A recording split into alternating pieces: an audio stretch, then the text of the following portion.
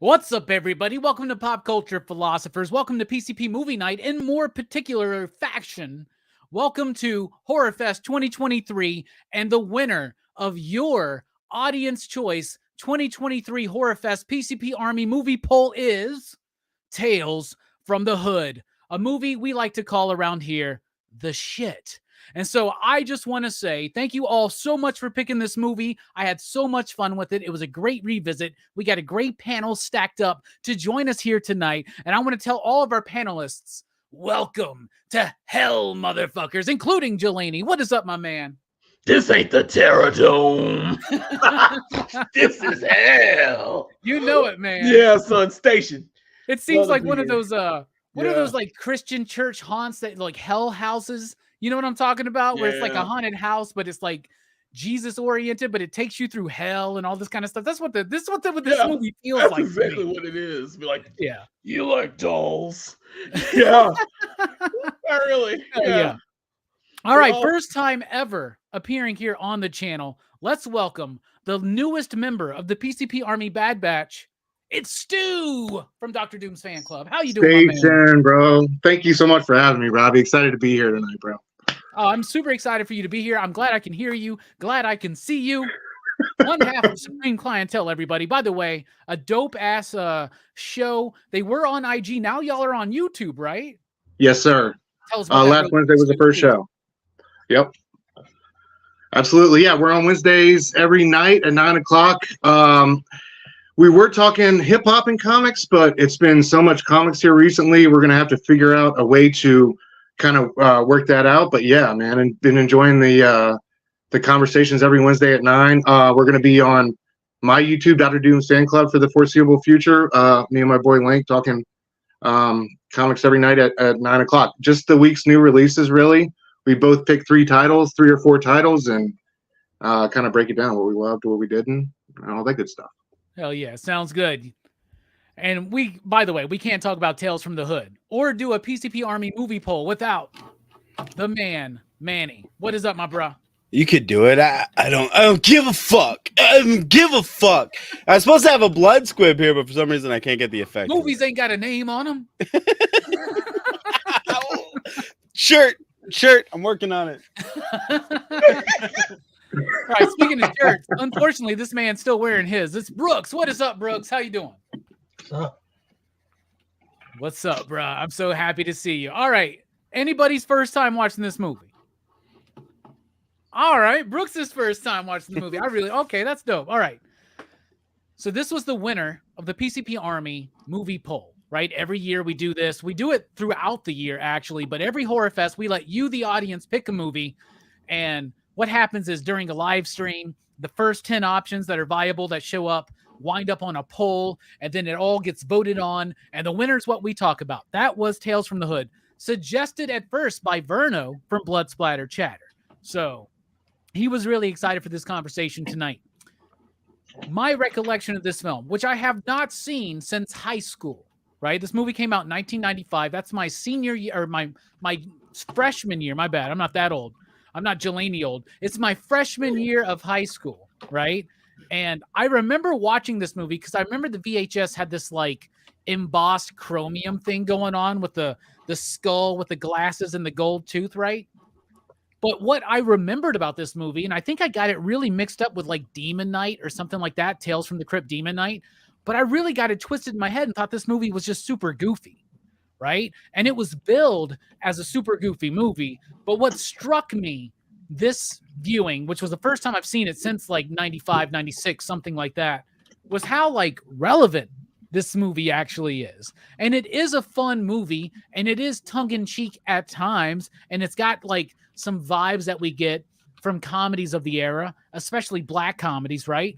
But there is some realness to this movie that if this movie was made today, it would be considered like super woke or some shit like this. And the thing is, back in 1995, this was a woke movie, back when woke actually had meaning as a word. You know what I'm saying? But this movie shocked me at how relevant it was, how on the nose it was about its I wouldn't even want to call it subtextual matter because it's right there on the surface. But each story has a really hard-hitting message, and at the same time is an incredibly fun, vibrant, well-performed, and completely well executed, especially as the special effects go, because you got K&B here, you got Screaming Mad George here, you got the Chiodo brothers here, you got like a plethora, a who's who of special effects houses working on this film. What an amazing film. And we've seen a lot of these anthology horror films. Creepshow, one of the best ever. We've seen it to a lesser degree in things like Creepshow 3, Tales from the Dark Side's dope, stuff like that, right? But this one, oh my goodness, thank you so much, PCP Army.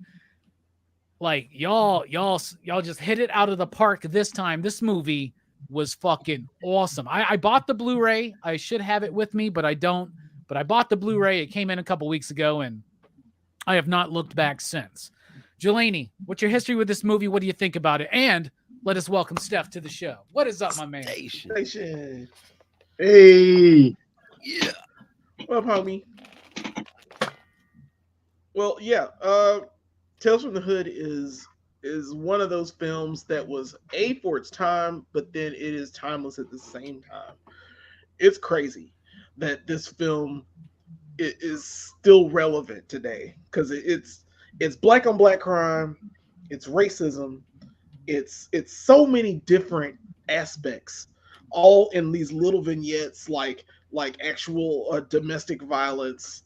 It has all of these tenets, but it's in a horror concept, in a supernatural tone, and they tell each vignette so well. I think all of them. I don't think there's the last one may be the weakest, but I think the imagery in the last one is the most hard hitting and the most powerful. So it's still telling a lot of stories. And I watched this, I watched it when it came out. Like, I remember watching this well. I watched it on VHS after that. And it's still I thought it was kind of goofy when I first saw it at first as well. It is kind of cheesy. It does certain things, but it's enough, like you said before, Robbie, like it balances itself out. It's it's a telltale movie. I was very surprised. Like, if you're not, it hurt me because the gangbangers in this movie, like, it's exactly how it was at that period of time, how this worked, how these gangbangers acted, how it was. Most of the people, it's like how Friday tells the story of South Central LA, and it's a muted story, but there's still gangbangers in there, and they're still doing this, and they're still gangbangers today, but it's not to this extent.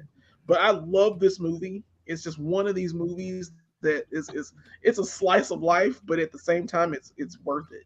It is so good, in my opinion. And I watched it, like, the last time I saw it before this time was like in 2010, just randomly. And I loved it then. I love it now. It's just one of those movies, man.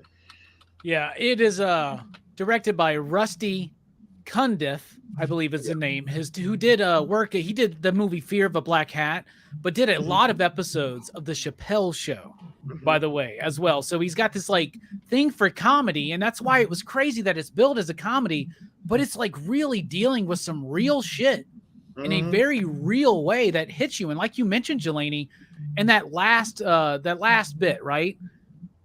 That, like, it's basically like almost an extended music video montage that they're doing, right? You know, they're not quite doing a Rocky IV, but they're like doing their best. But like, it's hard hitting because they're juxtapositioning this footage of like gang violence and black crime with like the KKK and lynching and shit like that. And it's like, holy shit! Like, it's like, I forgot about that. Like, I must have blocked that out when I was a kid, just being like, what's going on? Nah, just block this out because it's too disturbing in a way. Speaking of too disturbing, we got disturbing fuck, whatever. Stu. It's all right. You tried, and I respect the effort. Yeah, man.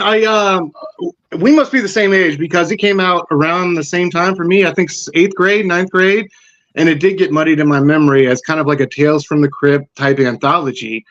But yeah, completely missed the boat back then. Obviously, you know, as an adolescent white kid from the suburbs, about what a searing indictment of racism and, you know, problems that plague society, especially from the views of a black, you know, American male. There's not many females in this movie, so it's really, you know, for black American males. But yeah, I was really struck by that rewatching it, and just what you say to add to what you say about a comedian turned director of horror films. I think Jordan Peele can show us all that sometimes those minds kind of have the best accessibility for that type of genre. And there were moments where I was watching it where I was like, man, this is completely depraved and fucked up. But there was also moments where I couldn't help but, you know, laugh and some of those same moments, like back to back. So I you know, all that combined, I really loved it. I thought it was kind of profound how it's still true today, but also sad in that same light. A lot of those stories, but you know, overall, I loved it, man. I think it's a classic for its era, and also the themes, you know, that it carries, which are still relevant in today's time, make it a classic for years to come, for sure. I'm glad that you mentioned Jordan Peele, because I could not help, when I was watching this movie this week, think of an influence this had to have had on Jordan Peele, right? And on Michael Abels, who's the composer of Jordan Peele's films, because the music is very similar. And we'll get to that, by the way. And this is by one of Fable's favorite composers of horror cinema, Christopher Young, right? Who did amazing work. We just talked about him on Wishmaster on DHS on Saturday night, but also obviously did the Hellraiser soundtrack. But we'll get to that. But I love those observations, Stu, because those are absolutely on the nose and right. You just hit the hammer on the nail. That's not how you say that. Manny, what do you think about this film overall? You're trying. You're trying. This is a dumbass. No, I'm just kidding. This is a good film. I was a little younger than you guys when this came out, so I didn't see it in theaters, and I wasn't aware of it until I want to say it was like on HBO or TNT or something all the time at some point. So that's where I.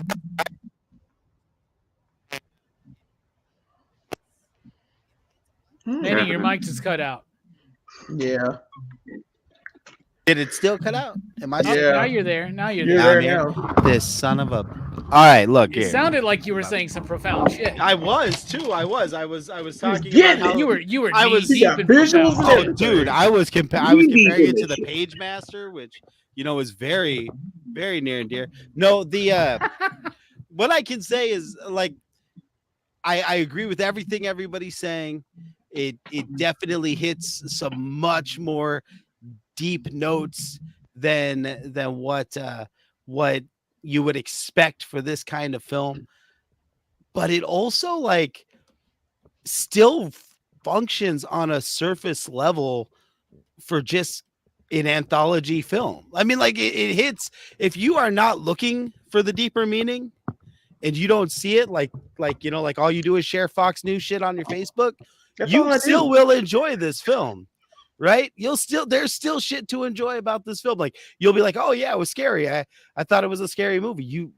It still works for mass media. It's really well put together. Aside from some stilted performances in this film, I can't find much fault in it at all. Sorry, I was sending a private message that I need Stu to check out. So there you go. All right. Manny, excellent thoughts. Brooks, this was your first time watching. So what did you think about Tales from the Hood? I was surprised, like how much I like this movie. Actually, like I figured it was going to be, you know, probably a decent anthology series, but it actually it surprised me. It was a lot better than I thought. You know, this isn't a movie I watched when I was a kid. You know, when I was younger, I didn't watch a whole lot of horror movies, and there was this whole thing like of back in the 90s, movies that had, like, you know, the hood in them, like that. It was kind of like a exploitation type of thing, you know, like it's like, you know, they're trying to get your attention with that kind of thing, like, oh, it's the hood, you know, that's the new thing, the new hotness is what everybody's into. So, like, you know, it was kind of one of those movies I probably would have overlooked just for that. But this movie is actually like surprisingly good, and like I love the way the horror is mixed in with like real life experiences, like crooked cops and abusive parents and all these kind of things, and like it just takes like human experience, and that is where the horror is, and it just like kind of adds that little supernatural twist. And I like the framing device too of the mortician and the three gangsters. It's like I was really surprised by this movie. I enjoyed it a lot. Man, I'm really excited to hear that, bro. I really, really am. I thought that if you had never seen this movie, you would really, really like this, because it does have that vibe of some of those, like, you can call them blaxploitation movies of the 90s. You can call them hood movies of the 90s, but it was definitely a trend that was going on in the early 90s. And we talked about the best of all of them with Boys in the Hood, like about a year and a half ago or something. But that, and we talked about New Jack City. We've talked about a few of these movies, and there's a lot more from this era that I loved when I was a kid. Steph, what do you think about Tales from the Hood? What's your history with it? What'd you think on this rewatch? It's a classic. As you guys have said, it works on multiple layers as a straight up horror movie. It works on that level, surface level. And with its themes, its social commentary on shit that's still poignant today. I saw this when I was a little kid. I know I didn't see it in theaters, but this scared the shit out of me as a kid. It might be safe to say this, along with reading superhero comic books, steered me from a life of crime. But yeah, I think I haven't seen this movie in a few years, so it felt like a fresh watch to me. But I really enjoyed it. Like you guys said, it works on multiple layers. It's got a lot of social commentary if you're looking for that. But at the same time, like as a kid, you can just watch that and it'll be just as scary as horror movies. So hell yeah. Yeah. Great pick. Fuck yeah, dude. Those, like, I love that we all love this movie, because like I remember when this came up, I was like, oh, isn't this that silly movie from the 90s?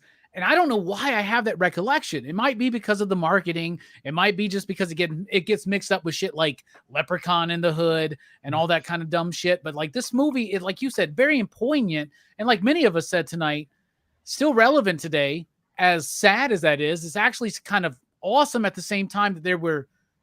No, it's actually sad. It's not awesome that this was something they could point out back in the day that's relevant today. It's actually a sad fucking fact, because we've really never fully addressed any of these issues that this movie kind of deals with. But it's time to talk about the cast of this movie. The performances, oh my goodness. There's some good ones, and I don't want to make it easy on y'all, so I thought about going first so I could take the obvious one, but I'm actually going to go first to take the second obvious one. And I'm going with David. Wait. Is it David Alan Grier? Isn't that the dude's name, right? David Alan Grier. David Alan Grier is Walter, I believe, or something like that. I don't know. He's in the he's the monster. He's the monster, abusive dad and husband. What I really like about his performance is everything I've ever seen him in, whether it's In Living Color or it's Blank Man or anything like that. It's a comedic role and he nails it. But this one, dude, is not comedic at all. It's very serious. It's a very heavy subject. Every single story in this movie deals with a heavy subject. And he actually, I don't know, I really think he did that role very well, especially for someone who's not used to doing that. And he delivers one of my favorite lines, which I do laugh at when I see it. But it's like, because it's the most random thing. In that story, the kid has this like power to like draw something and affect it, right? So I love that idea of like affecting reality through art. But when he draws the picture of me, he's like, "You're trying to kill me with a picture?" or something like that. He's like, "You ain't going to kill me with no picture, man." I just like, what a ridiculous thing to say. But I thought he killed it, because that was definitely against type for David Alan Grier. What about you, Jelani? What's a character / performance you want to highlight? And I left the best one really just laying out there for any of y'all. I'm not doing it either, because he was like my third choice. You took my first. You're gonna laugh. My second choice is, oh my goodness, It's Corbin Burnson, the racist David Duke kind of character running for governor. I have no clue why. His reactions in this movie, he is absolutely insane. Like, he's just one of those guys. He bought this plantation. It's a picture of this voodoo lady. His ad feels like it could have been like, yeah, you could have seen it on TV today. Yeah, it's exactly. It's that ad. It's something about it. Like, every time I looked at it, I was like, you are so ridiculous, dog. You are absolutely useless. And I forgot the whole scene where the guy fell down the stairs. I thought the guy that fell down the stairs would be a part of the dolls.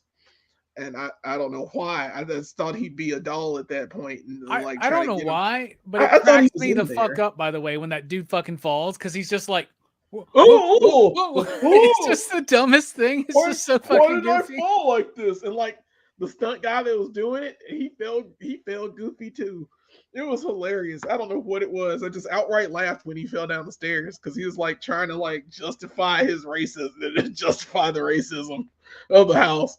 But man, Corbin Burns' reactions, the way the dolls are biting him in his neck, and he's like, man, I was dying laughing. He was just one of those characters that it's Manny, wait, why you got a picture of Joe Biden down there? What's going on there? Yeah, because you ain't black. What's going on, Jack? But yeah, but he's such a wild character that he's like every politician now. You're right or left. I love when he's talking to the press and he almost does that joke. Yeah, but he catches himself at the last second. Catches himself to do it. Yeah, like, oh man, it's one of those, like, one of the best segments of this. It's not my favorite, but this is the segment where I was just like, I was laughing like the majority of it. It was just too funny. These little dolls are like straight up tearing in pieces, and he's like sitting there on the ground like dumbfounded. All these things are like out. Man, you better run. They dolls. You better kick them. You better leave that house and burn it to the ground. Man, I got so many options. There's so many escapable moments in this movie for him alone, just for him. And he chooses none of them. And I'm like, oh, you're an idiot. You deserve to die. The common sense ruled in this one. He didn't have any. So he's my favorite character next to David Alan Grier. Yeah, David Alan Grier. I was going to pick David Alan Grier because he was so serious in this. He was the monster. It was like, it is nothing he's done. And he's a great actor anyway, but he played this really well. And I don't know what it was. And to be fair, I like the kid in this movie. I know the kid was like in Jason's Lyric or something. I can't remember what else he was in. But Soul Food. Soul Food. Oh, he was in Soul Food. That's correct. That's right. It's been a while. This was a lot of 90s movies, man. A lot of nostalgia in 2000s and stuff. So yeah, he's just that kid, but I wasn't mad at him at all. You know, I hate kids. I hate them. Can't stand them. But yeah. But not as much as David Alan Grier hated that kid in this movie. Yeah, I'll never hit her. You trying to kill me with a picture? Yeah, you ain't gonna kill me with no picture. You ain't gonna kill me with no picture. And by the way, in that scene, you think it's funny drawing fucked up pictures of people? Yeah. So he's burnt up, and like they put him in the what you call it. But I realized that it's hell, so I understand. Oh man, my camera's going out. But yeah, what the fuck, Jillian? Did you put some Vaseline on your camera? What the hell's going on there? That's what I did. No, yeah. You look like RuPaul's Drag Race season 1 right now, man. Like super shiny. All right, Stu, what's a character / performance you want to highlight, my friend? Well, y'all, I wasn't gonna go with the obvious choice either, and both of you guys chose my top picks. I just want to highlight, dude, from the second David Alan Grier walked in that front door, you knew it was something else. Like, he was on some other shit, and you knew, like, I love the way they built up the suspense in that vignette to where, like, you know, this ain't your motherfucking house and all that, and I just like it was at a point of no return for them. And also Corbin Burnson, dude, from what's it called, Major League. Roger Dorn is Major League. He's always been a snidey little shit. Like, he was brilliant as that governor. I love how he got more and more racist as the dolls got more and more aggressive, just like so. Shout out to both of y'all for picking those guys. I'm gonna go since I'm not gonna go with the obvious pick, but I'm gonna go with what's his Martin Morehouse. I don't want to get his name wrong. Martin Morehouse for dragging a dirty cop down to hell by his dick. That was pretty gangster. So bring them to me. I love that whole thing. I think for me, if I'm gonna have to pick a character based on my options, it's either gonna be Martin Morehouse or the shit, as it's collectively known. But those, like, I just loved. I love that depiction of like the city councilman. In a tale. I think the first tale is one that is most visceral and most, I think, most hard hitting in terms of we can see it happening today, no problem. A city councilman who's been busting dirty cops pulled over, the whole, oh, you got to bust a taillight you didn't know, and then planting drugs on him and the whole nine. I just loved his whole revenge, and when dude got like plastered into the mural on the wall, that whole like special effects scene was gnarly as hell. So cool as shit, man. Yeah. So I think that's my Martin Morehouse is my official entry. Excellent pick, Stu. That an excellent role, and he handles the makeup very, very well. He does. All right, yeah, Manny, those what do you got? eyes are killer. Well, since you guys didn't leave me anything, I guess the main is that me? That is you. That's me No, making it's this not you. It's Oh. fine. All right. I'm not going to call Stu out on stream. Yeah, But no, I'm not going to say, Stu, mute your mic. I wouldn't say that to my homie. Look, all great choices, right? David Alan Grier beating the shit out of people. Who knew David Alan Grier could be so menacing? And who knew how scary it would be for people to just be like karate chop, fist pumping faces? He's not he don't punch nobody. The whole movie, he's just, it's fucking crazy. Yeah, he's beating ass. I love that. I absolutely I adore that. One, the fact that you see David Alan Grier walk in the door right away, you're almost at ease because he is a comedic actor, and then he's walking in a Bill Cosby-esque black man kind of situation. And then he turns into a mon. Like I love that. I love that. And you're just sitting there like, I mean, I'm trying to get just two snaps in a circle right now because, like, come on, man, like that's like fucking me up, man. You're fucking up my child brain right now, David Alan Grier. Come on, man, dude. And I love that he knew he done fucked up his image, so he's like, I'm gonna be a cop in Jumanji now. Like, I got to get the kids back on my team. It'd be like if Tim Meadows showed up underneath the Jason face mask. Like, what the fuck, bro? Like, you can't do that to me, man. He better be the killer in Scream 8 or we riot. But I fucking hope so. but and then I wanted to go with Martin Morehouse too, because that's a damn, like, as goofy as the imagery is at the very end of that. Like, I don't quite know what he was hitting on there, but the idea that you have a black activist politician and the cop getting his comeuppance, the black cop is named Clarence, and we're gonna pretend like this ain't a Thurgood Marshall Clarence Thomas thing. Like, it's like, it was so well done, and both characters played it so well. But since y'all left me nobody, I'm going with Rusty Kudif himself, the the principal, or the teacher and the director, because this is a man who looked at his cast and thought, I got over actors, I got under actors, I got David Alan Grier, who obviously didn't get the memo because he's acting his ass off. I need to be horrible in order to make sure everybody else knows it. This teacher was the worst performance in the film, and he cast his mom and dad as speaking extras in this movie, and they've never acted a day in their life. And you didn't notice they had a bad performance, but you noticed this motherfucker did. So I have to give props to a director who is willing to step out and be like, I'm taking one for the team. And that's what Rusty did. So I actually like Rusty in this movie, and he's in Fear of a Black Hat. He's in the movie. I think like he's like one of the main dudes or whatever, if I remember correctly. It's been a long time since I've seen that one. I know he's in the movie Sprung, I think. I liked him. Plus, I think he put himself in that role because he's the only one who gets close to any kind of like sexy sexiness. You know what I'm saying? Because Oh. he's the guy who's got it. Oh, Oh, he's so Doc hot. He's Parker, the hot baby. teacher. She's hot for Yeah. teacher, bruh. Oh, Yeah. Yeah. By the way, So- he's also the character in this movie that cannot read the fucking room. Like the No. mom's basically being like, my husband's abusive. Do not fucking say shit. He's all like, yeah, your kid's drawing this shit about him. God He's is a got mom. bruises and shit. what Like, a bruh. what a day. I mean, I in my prep for the show, you know, shout out Axiom Amnesia because I freaking love their deep dive on this movie. But like, they point out all that shit. Like, he's a terrible fucking counselor to this kid too. He's like, the kid's like, I'm gonna draw pictures of the monster and burn the monster so that the monster goes away. And he's like, that ain't gonna fucking work. And then he's such a bad teacher. Like the kid's got bruises and the kid's like, a monster did it to me, and he doesn't think in his mind. Yeah, no, a parent did this. He goes, well, if you need to tell me the truth, if you want to suck it up and tell me the truth sometime. It's like, what the fuck is up with this dude? I don't get it. I don't understand it. But I loved that he did that. He took the shot for the team.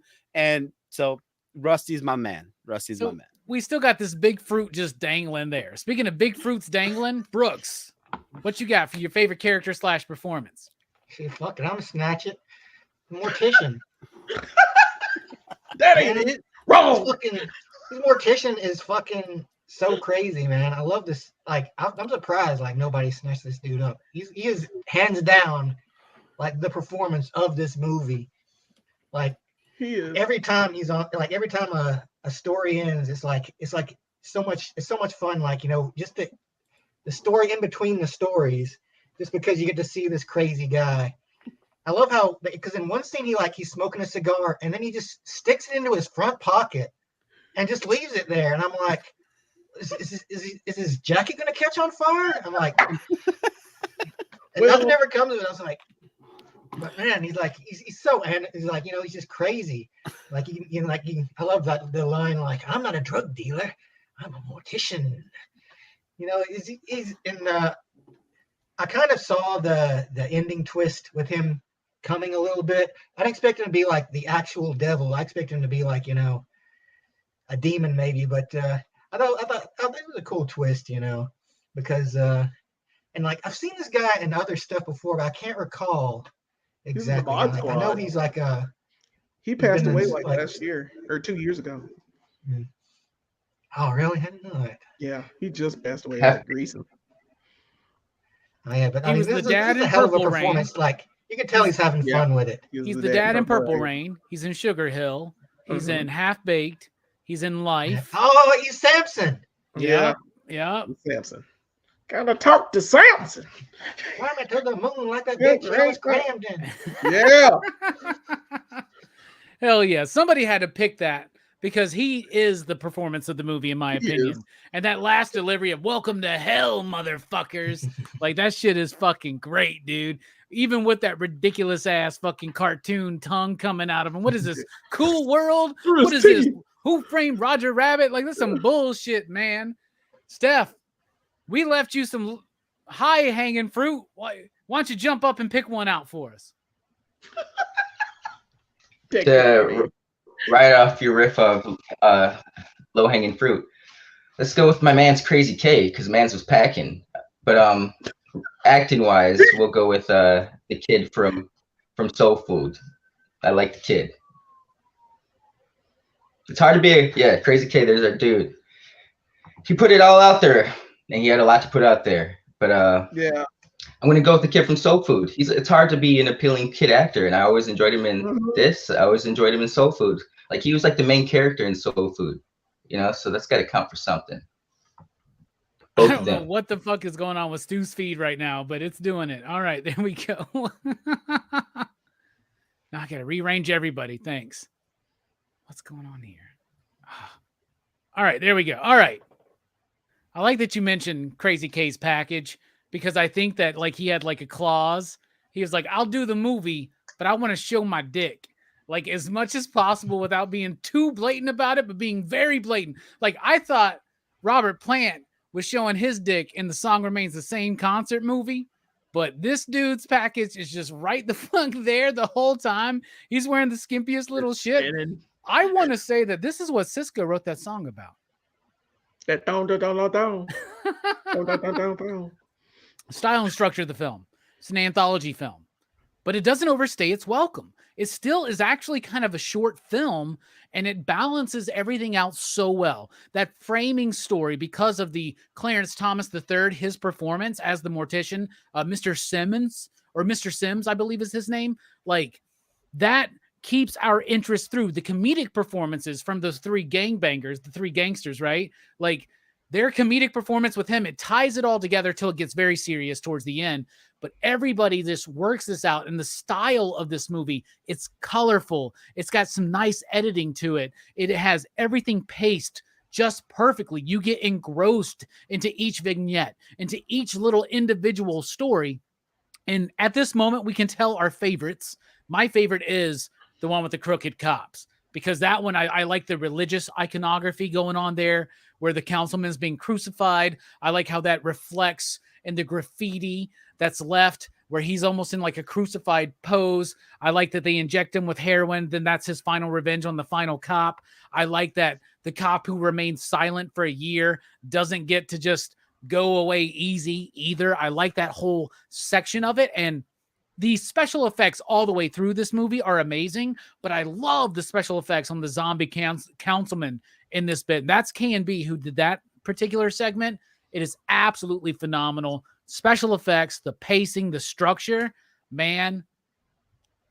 I saw Verno say that, hot take, this is better than Creepshow. I won't go that far, but it's like this for me. It's like that right there. What about you, Jelani? What do you think about the style and structure? Tales from the Hood. I love it. I love the vignette style. The fact that you get a small story that tells very hard and impacting stories. I love all of it. My favorite has got to be the monster. I don't know why. Well, that and Paula Jai White will always be able to get it. She was in Friday. She was the girlfriend in Friday. Now tell me who he was. And another fun fact about Friday, she was sitting in the bed, like yelling at Ice Cube, and there was a man sitting laying in the bed beside her.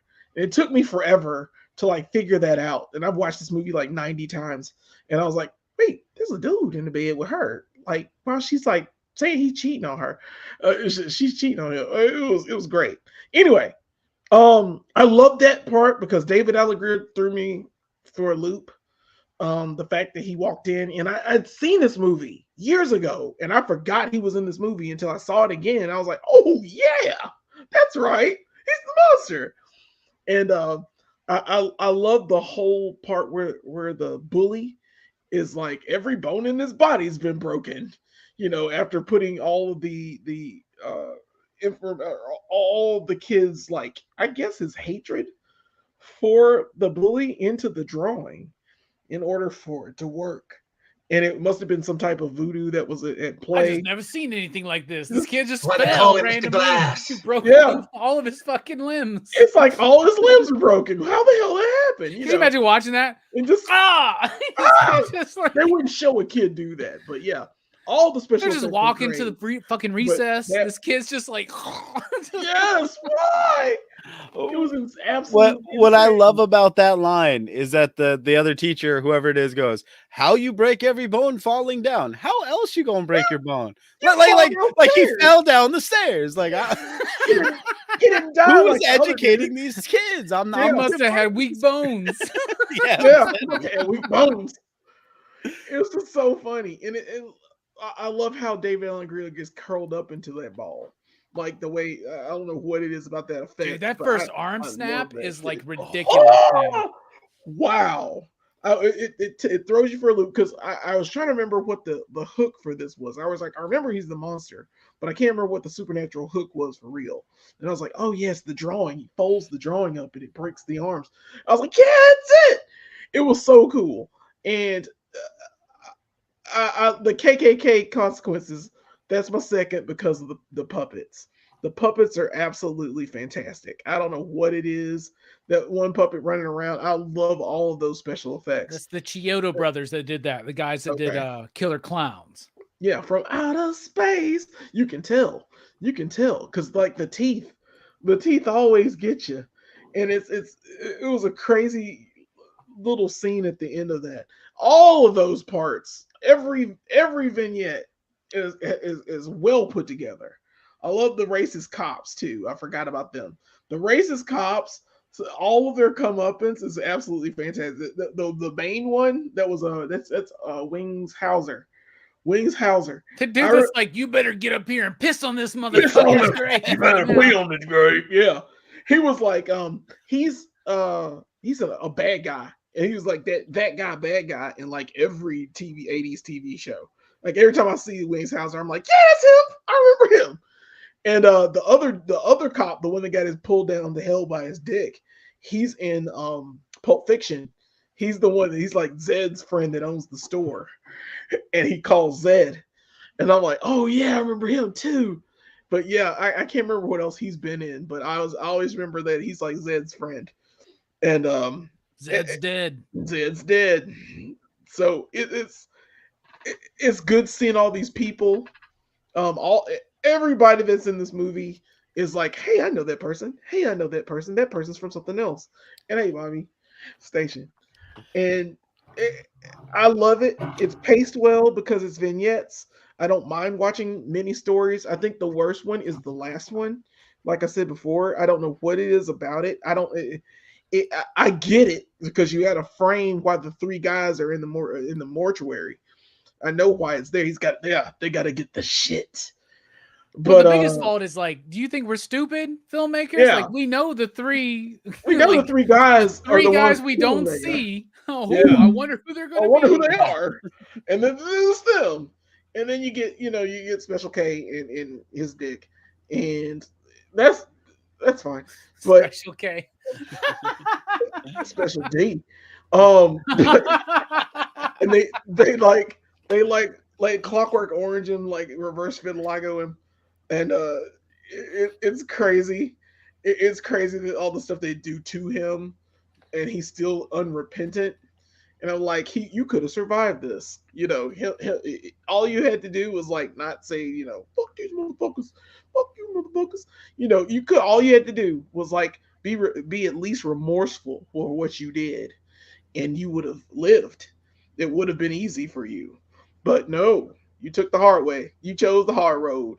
And that's what it was. But the imagery, like I said before, the juxtaposition of the lynching and the black on black crime, it's very telling, and it is such a strong message.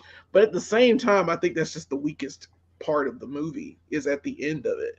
And it's a strong message of black on black crime, but it's just that could have been in the middle somewhere, and then also because that sequence is setting up the idea of like they could be talking about the experimentation on black men, right? Like we're going back to like the Tuskegee experiment and all this other kinds of shit, right? And like, but they quickly veer away from that into that, and it is chilling seeing some of the popular imagery from music videos of the time, basically, right, being juxtapositioned against like this real shit.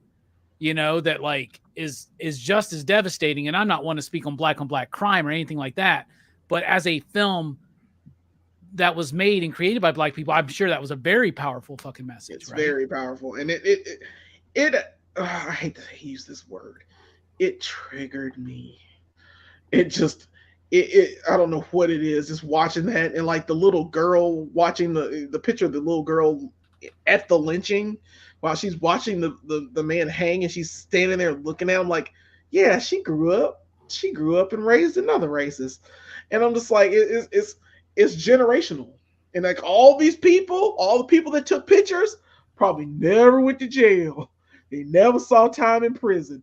They never did anything. You know what I'm saying? But then the black men who killed the other black men go to jail. And they can't, not only are you waiting to lock them up, you lock them up, throw away the key, you throw, and that's that. And you see them there, and they're caught. And it's so much for me to watch it, but it's still, to me, the way it's kind of presented, which I understand, is just the weakest one to me. But it's a great, like I said, you need to see it. It's one of those things you need to see. Yeah, definitely one worth watching for sure. It's definitely one worth. Dude, thank you for those thoughts and sharing that with me, man. I really appreciate that. Stu, what do you think about the style and structure of the film?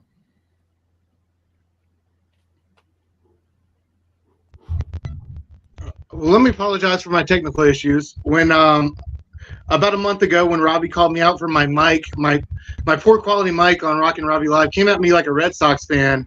I went and bought a new one, and that one was working so well up until we got to backstage here tonight, and then it decided to shit the bed. So here we are. I guess that's karma for you. So all apologies to the audience out there for my mic. Fine, Stu. You're fine. But dude, I agree with what Jelani said. It was that last vignette was hard for me to put both of those side by side, and especially for Crazy Kate to have a moment of awakening from a white supremacist and stuff like that. That felt a little corny and contrived, but at the same time, I feel like those images are images people need to see.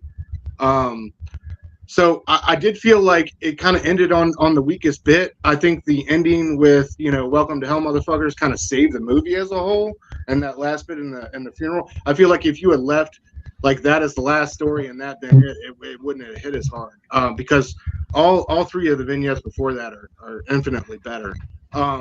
But the structure and the way it's told, I think is perfect. I think it does so many great things for the film. I love how when you have the doll vignette, you don't see Corbin Burnson's corpse in the funeral. It's just the doll. Like, they don't put a white man. I like how they don't put the white man's corpse inside the funeral. I like how it stays on the all black focus there. And how it felt like yeah.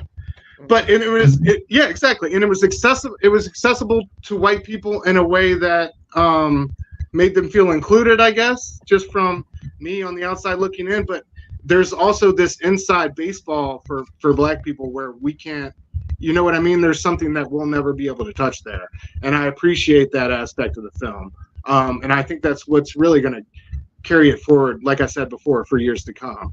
But I thought the structure was brilliant. I like the one story building into the next, and how you learn more about these characters along the way, and then eventually the last story with Crazy K and how it relates to our three main characters, more or less, was very cool. And just to tie it all together.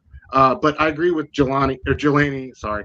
I think that the last story was the weakest, but at the same time, the 2 or 3 minutes of shock value footage that they gave you was enough to leave you enough to think about one way or the other, however you felt about it. And so I appreciate, I think watching this movie as a youth and watching it as an adult, there's so much to think about as an adult. You know what I mean? Right? We're 2023, we're, 3 decades removed from this thing. And it's where are we at? Nothing has really changed besides, a couple of minor details, but and that's what I said earlier. It's I think when it all comes home at the end of it, it's this was great and this was a fun ride and a trip, but fuck, man, we got a lot of work to do still. And I shout out to Rusty Cundiff and Spike Lee and all the people, and Darren Scott and all the people, the special effects guys. I think they all did a remarkable job of at the end of the day, whether it's it's not necessarily so much horror or so much comedy, but it's more or less something to think about.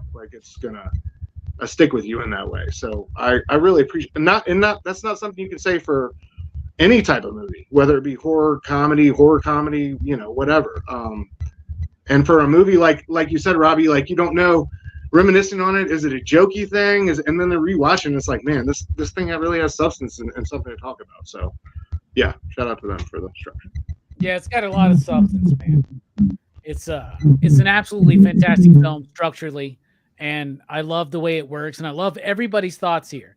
And like you said, paraphrasing R&B star of 20 years ago, Cassie, we got a long way to go.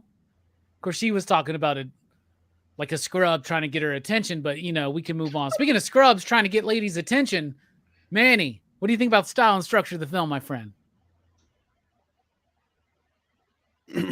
Not anymore. All right. So style and structure, it's an anthology film. It follows a lot of anthology film tropes. I think one thing that sets this apart from a lot of other anthology films is the overarching story, the narrative through line is really well done here. They give those characters time, give them time to breathe.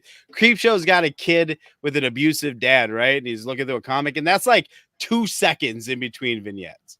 This is given a lot of space. Other iconic ones like Trilogy of Terror, I don't even know what the through line is there. This one, you remember that. That's what you remember from this movie. There were vignettes I've seen 100 times in this, including the first one, that I didn't remember. And I've seen this film a ton of times. And I didn't remember those vignettes, but I damn sure remember the shit, you know? So I thought that was a really clever thing. I love that this film doesn't really play up horror too much. There is a doll sequence that's straight up horror, and there is a zombie sequence that's straight up horror.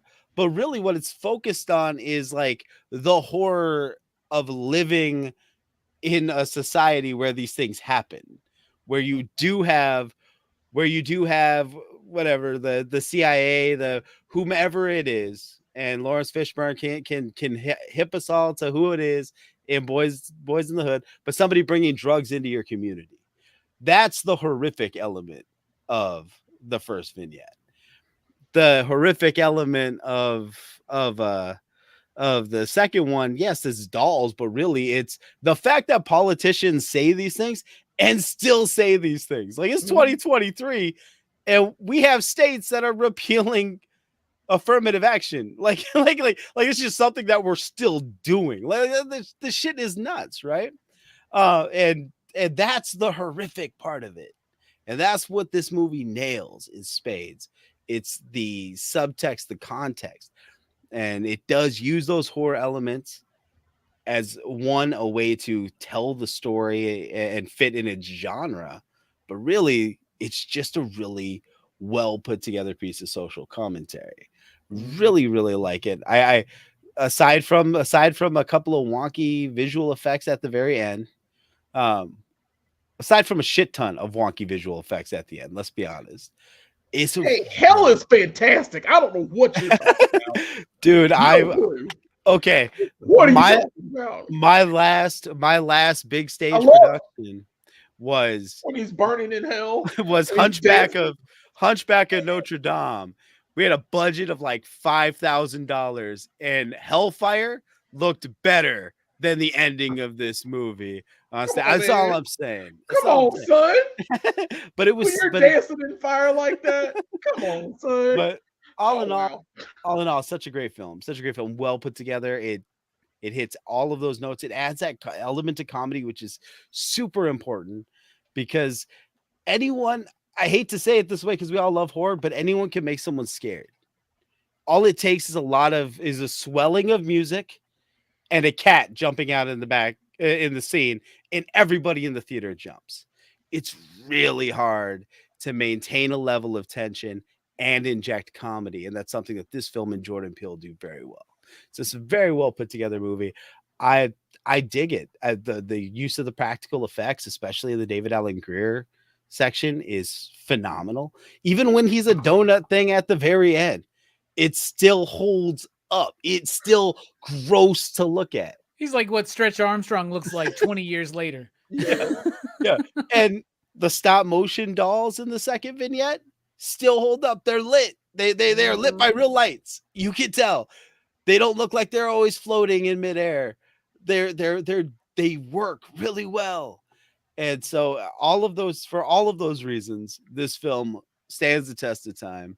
Unfortunately, contextually, subtextually, it still holds up for the test of time, like we've all talked about. But it's such a well done film. And I do want to say, as far as the falling down the stairs, Robbie, as a horror purist that I know you are, that is an homage to Abergast falling down in Psycho. Psycho, all right. Okay. So put some fucking respect on that scene. Don't condescend to me, Manny. Yeah. What's wrong with you? I was there. in 1961 or 2, whenever Psycho came out. I was there, goddammit. I was there, and I was an apologist for the fucking Van I was Zandt there in fucking 98 when remake Gus and Van everything. Sant remade that movie. I was in the theater watching that, bro. Yeah, I we was saw there. that. And it was Yeah. William H. Macy. And he was all like, ah. They could have done the cool slash across the face if they were going to do that. Anyway, speaking of homages that don't quite work, Brooks, why don't you tell us what you think about the style and structure? That's one of my favorite segues ever, and it made no sense. I still believe that's Horseshoe in a wig. Y'all can't convince me otherwise. I've never seen them in the same space. Trust me, that's not Horseshoe.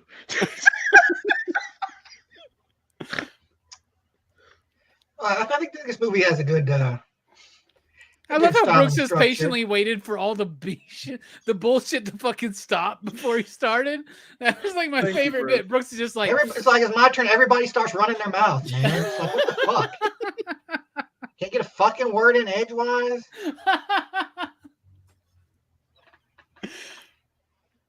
You guys disappoint me. we're all ears, Brooks, It's like man. you're Come on. fucking disrespecting me here. You would have done the same thing to me, Brooks. You would have done the same thing to me, man. A microphone ain't got no name on it. Where were you when I needed you, brother?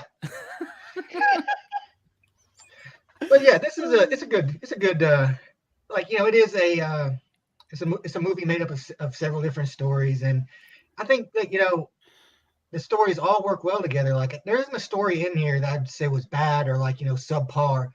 They all have their own, like, charm to them. And, like, I think that, like, the final story, like, it has its, you know, its faults, but it has, like, a lot of, like, really good imagery, like, and, like, especially, like, you know, of course the scene where he's, you know, the mixed up images of the, you know, music videos and the fucked up shit is pretty bad. But what really got me was the dude in the cage. Like, when he first gets there, and the dude in the cage with the tattoos and shit, you know, this fucking, like, just gross, vile dude. It was just like, you know, you'll be joining my army soon. It's like this whole idea, you know, that's when I was starting to be like, oh yeah, I bet he's in hell or something like that. And like, I really like, you know, also that, you know, he has this chance at redemption, like, you know, this lady who's basically supposed to be, like, I guess, an angel or Jesus or something. It was like, you know, I'm giving you a chance. All I have to do is let go of, you know, of everything that's held you down. Like, just realize that you did wrong and admit it. And he just, you know, some people can't do that though, you know, and that's and, you know, he has a point too. Like, you know, he is like this for a reason. He isn't just bad because, you know, he wanted to be bad. You know, he was incentivized to be that way.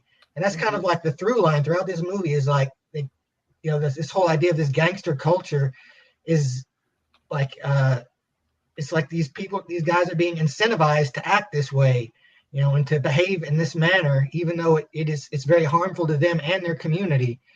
And that's kind of the terror of this movie is like, it's not the monsters and the demons and all this. It's the fact that, you know, this cycle of violence is just being perpetuated, and it seems to have, like, no end in sight. God damn. You all right? Why do I feel like we've all been talking on the theme for style and structure, but, like, it's part of it, right? It's part of that style. It's part of that structure. What about you, Steph? What do you think, bruh? Style and structure. I enjoyed the structure quite a bit. Every story was kind of in and out till its tail and its point, and then it was, you know, it was gone. That, like Brooke said, they're all impactful. I actually rather quite like the last one. I almost feel like it was saying the most a little bit, like, you know, at the beginning when he's, like, hallucinating right after he gets shot. Well, I guess it wasn't a hallucination, but it shows the dudes who shot him get all shot up. They've got that whole orchestral sequence going, you know. It's kind of glorifying, making it like shootouts and violence like that seem epic. And, you know, at the time, back in this was early 90s, like, gangster rap was probably at its most prominence, you know, if not coming to it. So, like Brooke says, there's a lot of the media glorified that quite a bit. And then, you know, didn't want to deal with the ramifications that are the consequences of that. So, and I did like the whole bit where I did get that, where it's like he had a chance to be saved, you know, in the afterlife, and he's so conditioned to what he had grew up on that he couldn't even, you know, show no remorse, no regret for the things he had done. So he couldn't even be saved in that aspect. So I think that was actually quite powerful. I watched it 2 times. The second time I watched it, the third one with the politician was kind of my favorite. A little bit, just because it was so subtle. It was like he almost went insane throughout the whole bit. He was slowly going insane. And I liked the strings they kept using throughout it. Like I think the third one had the best music section. Yeah. But beyond that, I think just a great style, great structure. I like that every tale wasn't just the same. Like we had like a zombie tale, a ghost tale in a way, a monster tale, possessing when forming dolls. So yeah, just A1. Hell yeah. Well put. Well said. Man, what a great movie. We've already been chatting about it for an hour because this movie, we could talk about this thing for hours and hours and hours. And you out there in the chat, if you haven't seen this movie, Lulu, I got you. I got you, doll. We're going to watch this movie. You're going to fucking love it. It's one of the best.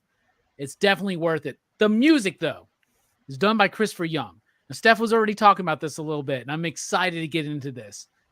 When this movie starts, I swear to God, I was like, Michael Abels, Jordan Peele, what the fuck? Like that's the opening of Get Out. I feel like that's the opening of Get Out, y'all. Like it feels like the music is from like they have like this has to have been a huge influence on Jordan Peele and Michael Abels. Michael Abels did every Jordan Peele score, of which I think Us is one of the greatest horror movie scores of all time. And y'all know that because y'all watch the channel, y'all pay attention.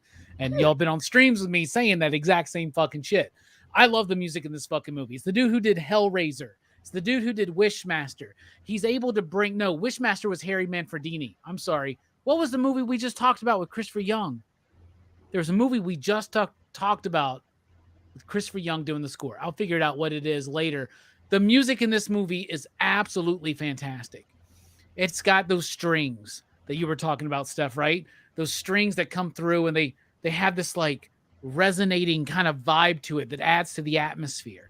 They have this like beautiful organ piece that is the introduction to the mortuary, right? Like, and it's like that's what you imagine the Phantom of the Opera is playing. You know what I'm saying? Like something like that, aside from Toccata and Fugue in D minor, right?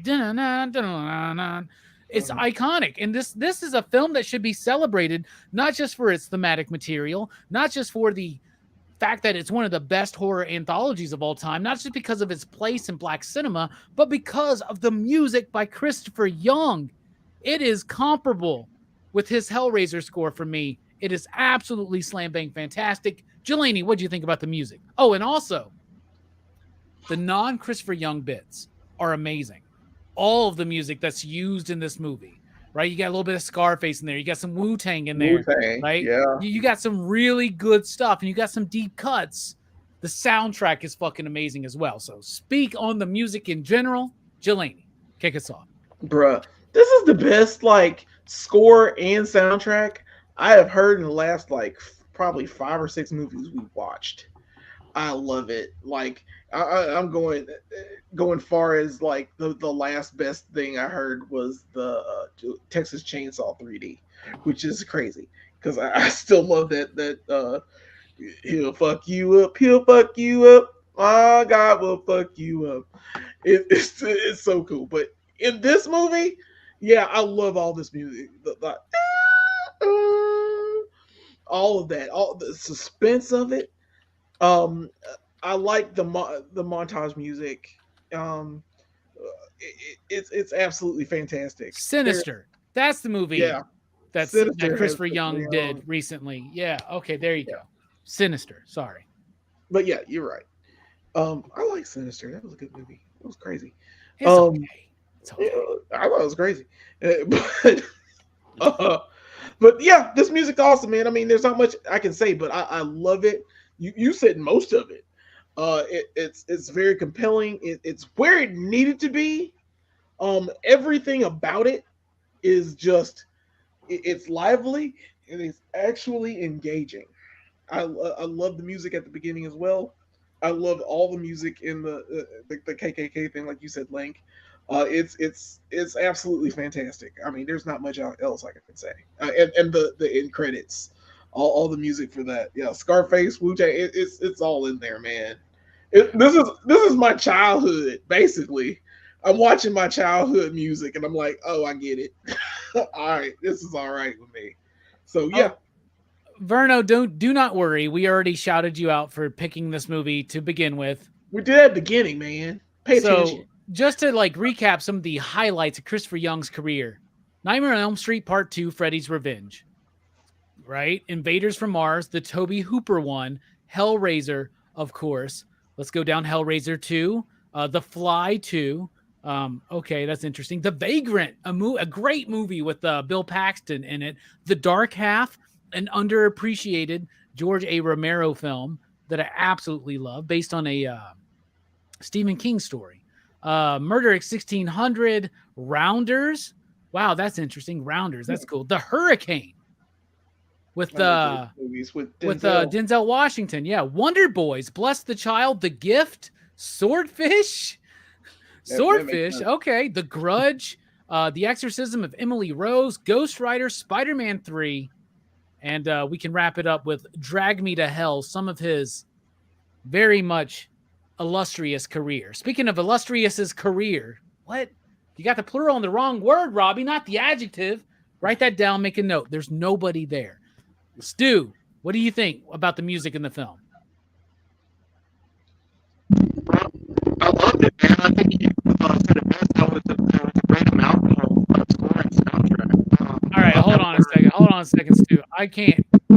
You're super fuzzy here coming in.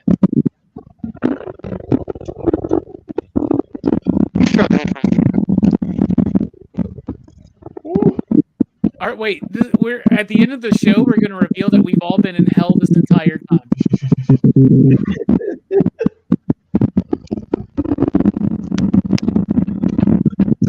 Oh, yes, yes, yes. Oh, now it wants to work. Okay. Now it works. It just sounds like you're my bank teller now, but I'd rather have that go on. Whatever. The fucking demons of hell, fucking like in my ear. Yeah, I loved it. I thought it was a great amalgam of score and soundtrack. I thought I loved how we got Billie Holiday's "Strange Fruit" during the police brutality scene. Mm-hmm.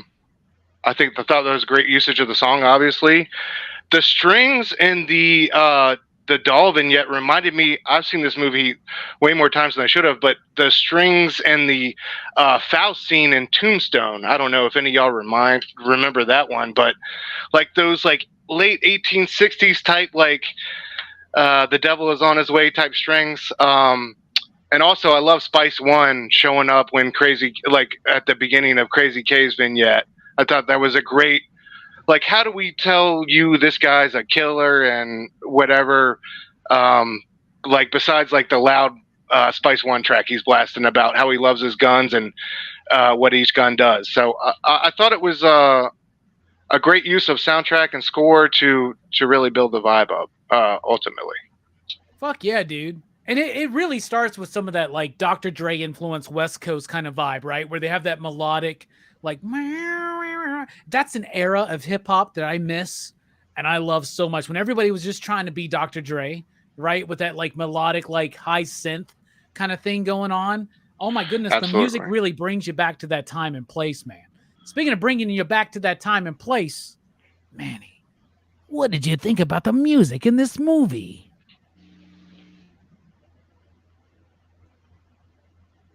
You're muted, bruh. Now you're doing the mic. Shit, I'm sorry about this tonight, you guys. So it's fucking stream tonight, man. Oh my goodness. We're in hell. God damn it. Like, I was the devil the whole time. Gotcha, I was about to show up and just bitch about something random.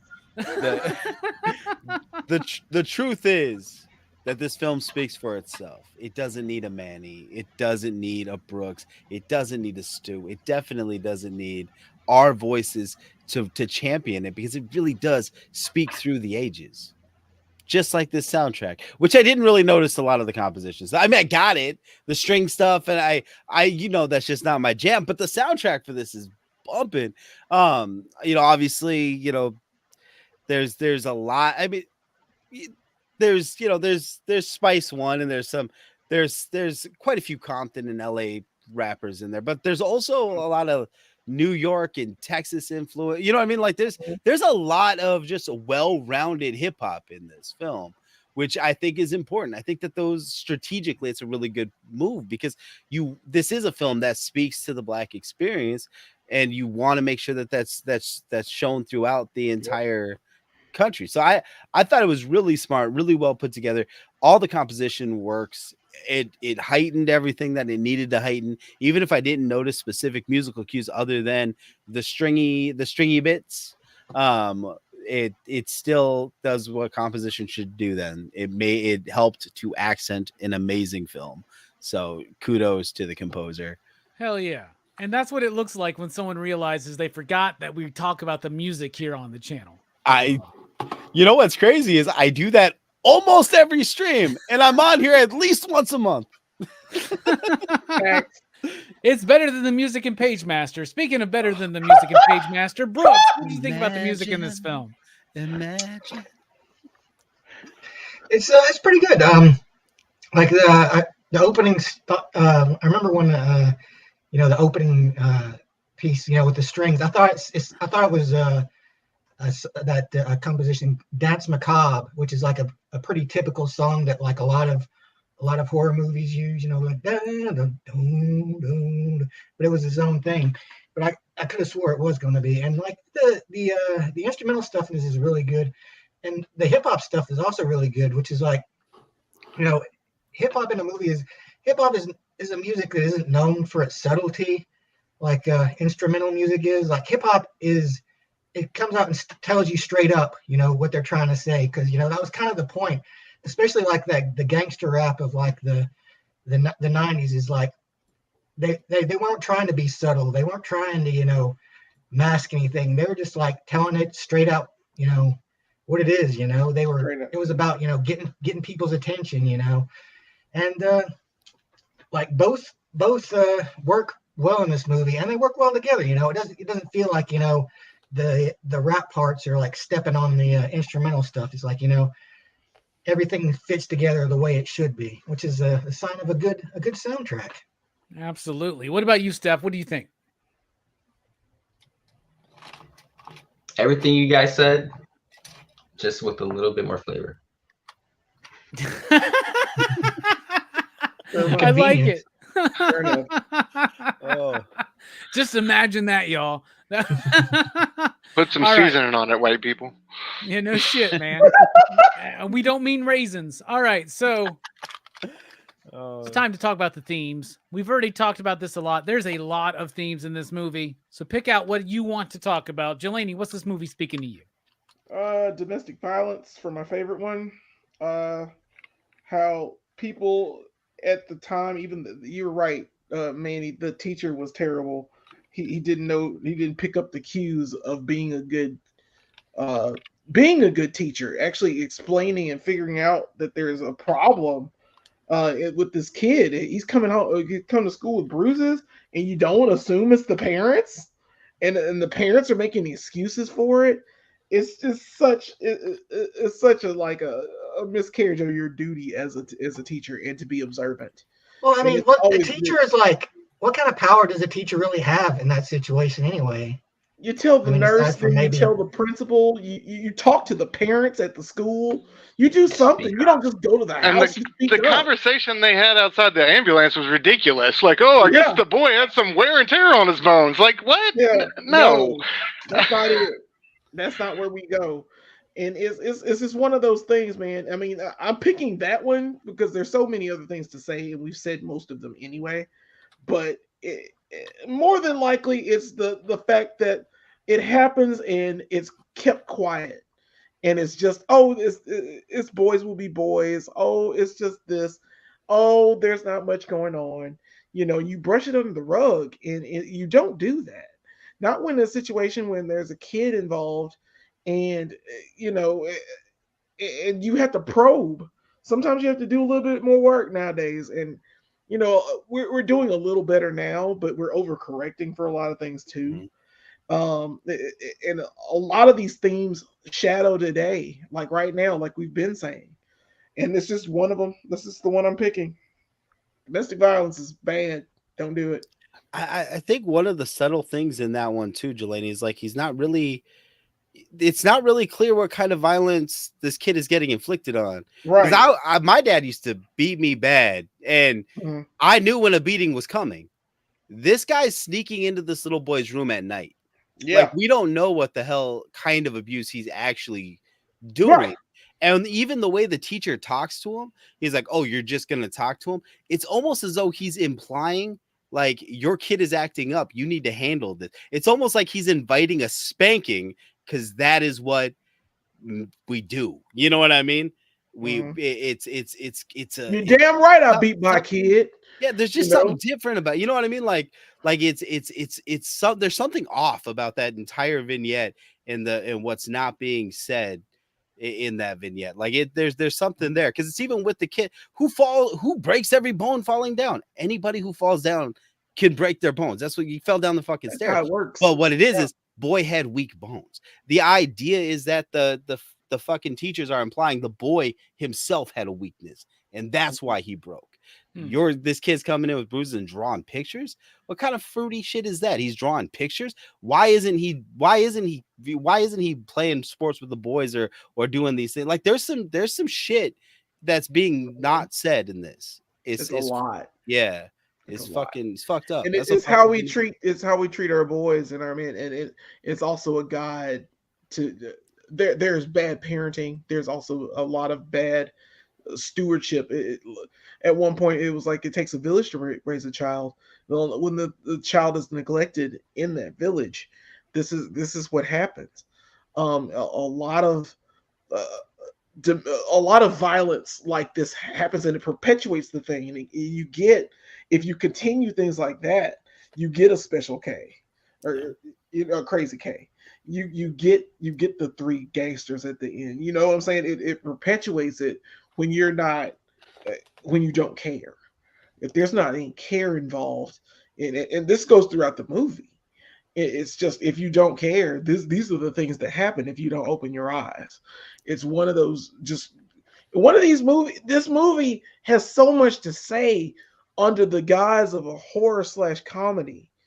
It's so strong, and I get it, and I'm like, wow, it's kind of it's in its time and it's ahead of its time at the same time. It makes no sense to me. And there's so many things you can drag from it, but the main theme is from my favorite set vignette. So, I mean, maybe you were nailing it. That's exactly what it is. And we don't. There's weakness in everyone, but at the same time, there needs to be some kind of support for it. We need to be stronger as people, in general, to get through a lot of things, because life's gonna kick your ass. It's hard for everybody. Everybody's here, but it's harder when you don't get that leg to stand on, when you're not able to get the support that you need. And you need that support from your teachers. You need that support from counselors, people around you. And I'm not to go on a tangent or anything. Like, I was getting bullied a lot in school when I was in middle school. Middle school was the worst. Like, I've blanked out most of it. I don't remember most of it, but it was bad. I know it was bad. And like, I had a school counselor, I think it was Nadia King. The reason I read comics to this day, to now, is because of Nadia King. She owned a comic book shop in Huntsville called the Comic Shop years ago, and she gave me the first thing I ever got, and it was an X-Men calendar. I just found it a few days ago. It's an X-Men 1991 calendar. And it had the X-Men in it, and it had all the famous covers and all the things. And I was like so excited that I wanted to read these things. But She was always there. She always helped me, and it was during like my 6th grade. I think I was in 6th grade. And I'm trying to say, but it was really bad back then. They stole my Jordans, y'all. They stole my Jordans, and and they gave them back because, like, you know, we got good moms out here somewhere. But I got my Jordans back. They stole my Jordans, and I cried for like a whole day, and they joked on me the whole day, and it was the worst day. And that was when she gave me that calendar. And ever since then, I like went to her shop and I went to the tattoo lady and I read my comics since then. Sorry to get on that tangent, but you need support from people. It has to come from somewhere. Or if you don't get it, you get your gangbangers. You get your you get K. You know, and that I don't want to get K'd. And I don't want to go to hell. I ain't going no town zone. Neither. Thank you for sharing that, Jelani. I really appreciate that. Yeah. All right, Stu, top that. What do you think this movie's about? Well, shit. My bad. That's the end of his statement. Well, shit. The shit. Well, shit. Yeah, no, I thank you for sharing that, bro. I think all of us as nerds have that one moment or defining series of moments where somebody told us it was okay to be different or okay to be, you know, not running with the rest of the crowd. That's I love that you shared that. That's a profound experience. I completely agree. Has anybody ever read the book Harold and the Purple Crayon? Yeah. That's what when the kid draws his own reality, that's what that vignette, the child abuse vignette, kept reminding me of. But and also, wasn't Homeboy Ray J's little brother in Mars Attacks? Yes. Yes. Yes, Okay. he was. He also that was was in the young back- Michael Jordan in Space Yeah, Jam. Okay, hell Was he yeah. in Belly? Yeah, all right. He's been around. He's been around. I don't know, bro. That's a good. I think overall the grand theme is shit really hasn't changed, but I'm gonna go with the third vignette and Corbin Burnson. I love the metaphors in that. I feel like it's particularly true in the political climate today. I love the American flag, how it shows up several times when he's beating the voodoo woman on the wall, when he's covering himself up in it to protect himself from the dolls. You know, like I said before, how he gets progressively more racist throughout. And I love the pardon me, I don't know his name, but the guy who's always in the Spike Lee films. He was Smiley and Do the Right Thing. Yeah. But I loved his turn, even though it was very quick as that media consultant, and how he was almost making racist jokes with him, and you know, immediately he was the first one that got picked off. Like, I thought that one, especially with the political climate of today's America, was poignant in how it was both. That one I felt like more so like David Alan Grier's was just heavy. I thought that was heavy, and I completely agree with what Jelani said. It's got so much more to say. I feel like that one could be a feature film, really. And just like the way, I thought that was masterful. Like I said before, how they built up the monster in that, and you didn't know specifically. You knew what it was, but not specifically. But and the Corbin Burnson one, I loved how it was. You didn't know whether to laugh or cry. It was funny and terrifying, and you know, like all of these vignettes, how it's really reflected in you know, not much different ways here. You know, some decades later. So. I think overall it's that ancient change, but the way it's infected the political climate, particularly in that vignette, I thought was especially poignant. Absolutely. What about you, Manny? What's this movie saying to you? I'm gonna take a line from Mr. Sims. Excuse me. Oh, no, not like that. All right. In the film, he says perception, reality, a cornucopia of divergent ideas, clashing divergent ideas is what he says. This film is full of ideas that clash and ideas that diverge just based on watching it.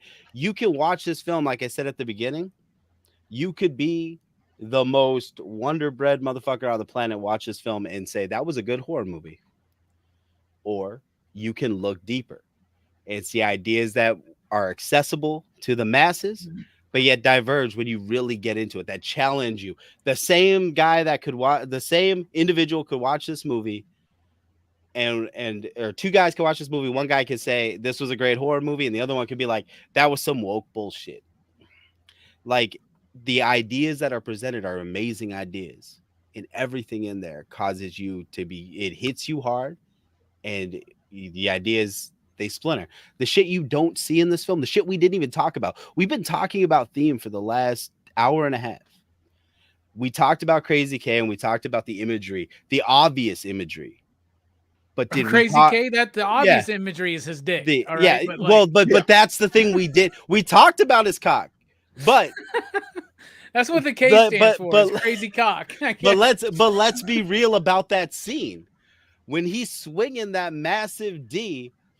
He is in what is traditionally slave imagery. He walks in chains, in a thong. And then he's strapped to a chair, and they crank down on his dick, which might seem funny to a kid 10 years old watching this in 1995, but the obvious assertion that there is a fear amongst the majority of Black sexuality. That's why rape has always been used as a weapon against minorities. That's why there's little shit like that all throughout. The things that we just don't see. Smiley, like Stu was just talking about. Let's not pretend that a lot of so-called Black Republicans nowadays are Black Republicans because it is so much easier to get elected as a Black Republican than as a Black Democrat, because everyone's looking for your token. And that guy became a fucking token. He's actually making jokes about his own race in order to win the fucking affection, the kudos, the attaboys from a despicable motherfucker that you should not want the adoration of. The little things, like I said with the first vignette, the idea of we want in our communities, we want protection, we want to be safe. But you know who's doing that? White cops who have no regard for us. All right, they're bringing the drugs into our streets, literally in this film, bringing it to our streets. And what do we get? We get a crucifixion of the white cop at the end, because that false messiah is what the film is pointing out. These are the cornucopia, the fucking gigantic feast for you to fill up on. And it's sad that in 2023, all those ideas still clash together, and it's still so fucking divergent. People can't see what's right in front of them, what has never changed, and hopefully one day will, but it has never fucking changed. That's what this film's talking about. This film is showing us that sure, it can be entertaining and we can have a good time at the movies, or we can actually start fucking addressing our issues. God damn, Manny. But you almost just made up for Page Master just now. Almost. Dude, my Page Master theme was on point too, though. I don't remember what I said, but that shit was legit. No, that was a really, thank you for sharing that. That was very profound, and I think rather brilliant and very insightful. Brooks, you're usually the insightful and profound one here. So what's this movie about to you? Well, I've kind of touched on this a little bit. I think it's a lot about the horror of the real world, and horror is like very subjective. Different people are, scared by different things, obviously. But I think the horror in this movie is in the reality of it. And like a through line in all of these stories is that the horror elements, the supernatural stuff, is usually in service of justice. Like the zombie councilman comes back to kill the cops. The murder dolls kill the crooked politician. The little kids, like supernatural drawing powers, kill the abusive father, and the evil gangster gets his comeuppance in the end. The horror is that the things that the supernatural elements of the story are actually going against. So it's kind of weird in that way, but it's also it's even more scary in a way, because because in the real world we don't have that. Like in the real world, if if somebody gets killed by a bunch of racists, he doesn't come back as a zombie to avenge himself. You know, if a kid gets abused, he doesn't have the power to crumple his abusive parent up.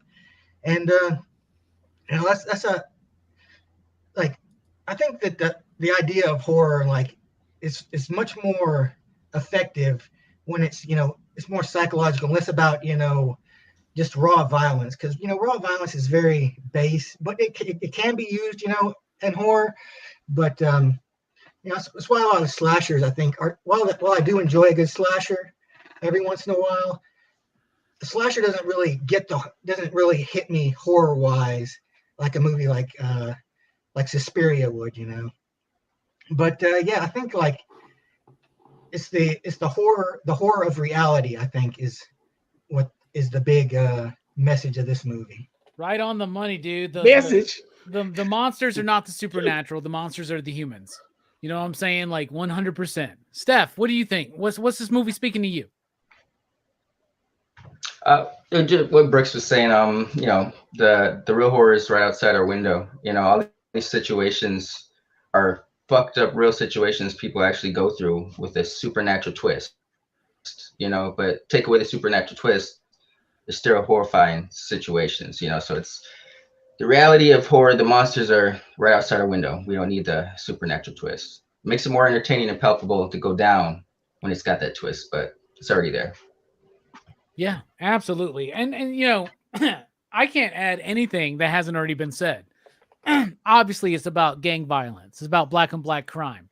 It's about murder. It's about your soul. It's about police brutality towards black men in particular. It's about incarceration of black men and how that leads to experimentation. How that is a reflection of slavery. The movie's about slavery. The movie's about white supremacy. The movie's about dumbass fucking KKK white supremacists fucking getting elected to public office. The movie's about all of this abuse, right? Domestic abuse against women, against kids, against black people. The movie's about all of that and more. But the most profound thing that stuck in my head, and it's not even profound, it's just fucking sad. And we've talked about this tonight. But when I watched it, what this movie was saying to me was, yo, I'm from 1995 and this shit ain't changed. This shit ain't changed. Not once. At all. And maybe we thought we were going to have a reawakening back in 2020 with the Black Lives Matter movement, and COVID had a lot of people at home reflecting and shit.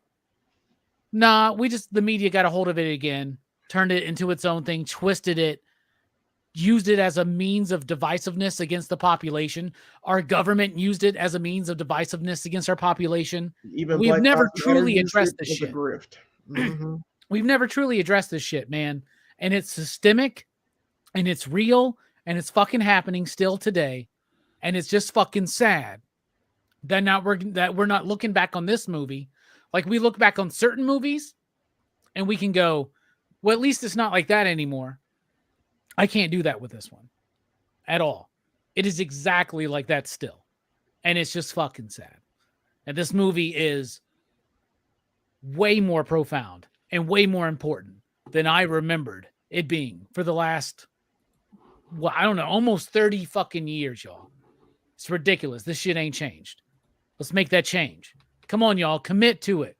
Make change. Do what's right. It all starts here. It all starts with you. Don't turn a blind eye and do what the fuck is the right thing. It starts with you. It starts with me. It starts with all of us here. Let's fucking do it. Let's be excellent to each other. And then we can party on, y'all, because that's how it works. All right, time to rate the film out of 5 possible you digs. You out there in the chat, if you watch this movie along with us, what do you think of Tales from the Hood? Jelani, kick us off tonight here on the panel. Well, I mean, this is good talk. I mean, I was surprised that we were able to keep it real like this. It's one of these things that I didn't expect from a movie. And Claire's with third, you know, recipes, brother. You nailed this role. This is one of those roles that is like just iconic in general. I had a lot of thoughts about what I was going to rate this movie because it's all over the place. But in our talk, now that we've had what we've done here and all the things that we've said, I'm giving this a 5 easily. I think, yeah, you're right. None of this has changed. I think people need to watch this movie now and kind of like reflect on what has happened. Even the imagery at the end, with all of that stuff at the end, it's hard to watch, and it's not even a choice that is on 5 digs. Because at first, like I said, I was all over the place, but us talking about it and actually me fleshing out what it was, this is you have to talk about this. We gotta get back into what we were doing. We were in activist mode in 2020. We were for real trying to like make change happen, and when none of that happened anyway, you can scream at so many things for so long, and then people just start taking your money, and then the corporations just do their thing like they normally do, and that's where we are now. This is the world we live in. So we got to deal with a lot of different things, and I'm very glad that we got a chance to talk about this movie. So Berno, thank you for choosing this movie for the poll, and I thank everybody that voted on it. I really appreciate that. Join the PCP Army, and get in there and do our votes. And I did not vote for this. I voted for Return of the Living Dead, just so everybody knows. But I feel ashamed now. But don't worry, we weren't even close with that one. So this one handedly won. So that was dope. Thank you so much for your rating. A perfect score from Jelani. What about you, Steph? I mean, Stu, God damn it. Y'all look so similar. I'm so sorry. Yeah. I'm super handsome like him. I'm with Jelani, man. 5 out of 5, you digs. Robbie, I just want to second what you said. One of my best friends, Chino Amobi, super talented artist. Y'all go follow him on Instagram. Has a great quote. Our insurrection begins on how we treat each other on a daily basis. And I really think, like, for those of us, running around day to day, that's how we start to make a change, is how we treat people in the grocery line or in traffic or at the gas station. No matter what race, I think we all owe it to each other to be like our motto is, to be a little bit more excellent to each other, to take that extra time out and think about what somebody's going through or where they're coming from, and just lead with love, man. But yeah, 5 out of 5, you digs for this movie. It's harrowing and how, really, like you said, Robbie, like, I was coming up about to start high school when this thing came out, and it's like, it was funny. I was reading an old X-Men comic, and I saw an ad for this movie back in the day, and it's like, I thought to myself, like, what are we really doing out here? And so I think, those are what we want from the best pieces of art, and from creatives. No matter what your field may be, is to challenge us, to make us think. And on the surface, this is not one of those movies you would go into thinking that it's going to challenge your way of thinking, and what's going on in 2023. But, I think this panel tonight and all of our insights have showed us that that's exactly what it did. And I think, those are the pieces of art that we need to keep most alive and in front of us and celebrate. And I'm glad that we're doing this here. I think ultimately, the message of this movie is we got a lot of work to do still. And so, find a way to do some work, find a way to grab a shovel and pitch in. There's things we all can do no matter what.